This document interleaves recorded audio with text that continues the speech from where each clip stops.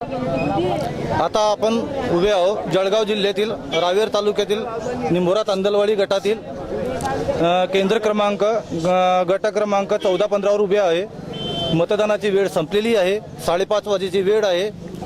या मतदान केंद्रावर साधारण 68% मतदान झालेलं आहे आणि चोख कुठेही कोणताही अनुचित प्रकार या मतदान केंद्रावर घडलेला नाही। या ठिकाणी उपस्थित असलेले कर्मचारी आपल्याला दिसत आहे। व्यवस्थितपणे शांततेत मतदान झालेलं आहे। सर, आपली काही प्रतिक्रिया असेल तर देऊ शकता का? नाही, सुजाण नागरिकांनी मतदान योग्य प्रकारे केलेलं आहे। एकदम शांततेमध्ये एकदम शांततेत पार पडलेलं आहे। कुठंच काही अनुचित प्रकार घडलेला नाही आहे। सरांचं असं म्हणणं आहे सुजाण नागरिक होते, सुजाण नागरिकांनी व्यवस्थित मतदान केलेलं आहे, कुठेही अनुचित प्रकार घडलेला नाही। आपण आता उभे आहोत जळगाव जिल्ह्यातील रावेर तालुक्यातील निंभोरा तांदलवाडी गटाचे अधिकृत शिवसेनेचे अधिकृत उमेदवार भास्कर विठ्ठल पाटील यांच्याकडे आपण उभे आहोत। आताच निवडणूक झालेली आहे। सर्व उमेदवारांचे भवितव्य पेटीमध्ये बंद आहे आणि प्रत्येक उमेदवारा अपेक्षा आहे की आपण निवडून येणार।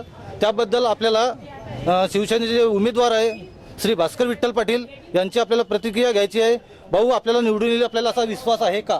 सर्वसामान्य जनतेचा प्रतिसाद पाहता विजय मिळेल याची मला खात्री वाटते आहे। म्हणजे आपण चंदूभाऊच्या नेतृत्वात काम केलं याची पावती आपल्याला मिळेल असं म्हणायचं आहे का? हो, त्यांनी माझ्यावर विश्वास दाखवला, त्याच्यामुळे मला जिल्हा परिषदेचं तिकीट मिळालं आहे। गुलाबरावजी पाटील यांचे आणि चंद्रकांत म्हणजे आपल्याला म्हणायचं आहे गुलाबराव पाटील आणि चंद्रकांत पाटील यांच्या नेतृत्वाखाली आपण निवडणूक लढवली आहे आणि त्यांच्या कामाची पावती व ते आहे आणि जनता जनार्दनचा माझ्यावर विश्वास आहे, शिवसेनेवर विश्वास आहे आणि चंदूभाऊच्या आदरणीय चंदूभाऊच्या संपर्कामध्ये हा परिसर असल्यामुळे व चंदूभाऊच्या जिल्हा परिषदेवर झेंडा शिवसेना झेंडा फडकेल अशी भाऊंची अपेक्षा आहे व भाऊंचे म्हणजे निवडणूक प्रक्रिया जी घडलेली आहे त्यामध्ये भाऊला नक्कीच विजय मिळेल असं भाऊ भास्कर पाटील यांचं म्हणणं आहे।